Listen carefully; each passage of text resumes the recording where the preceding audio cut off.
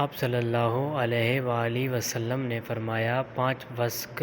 سے کم غلے یا کھجور میں صدقہ زکوٰۃ نہیں ہے، اور نہ 5 سے کم اونٹوں میں صدقہ ہے، اور نہ ہی 5 اوقیہ سے کم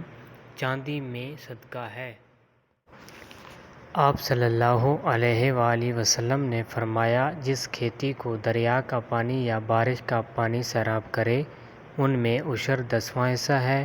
اور جس کو اونٹ وغیرہ کسی جانور کے ذریعے سیراب کیا جائے، ان میں نصف عشر 20واں حصہ ہے۔ رسول اللہ صلی اللہ علیہ وآلہ وسلم نے فرمایا، مسلمان کے ذمے نہ اس کے غلام کا صدقہ زکوٰۃ ہے اور نہ اس کے گھوڑے میں۔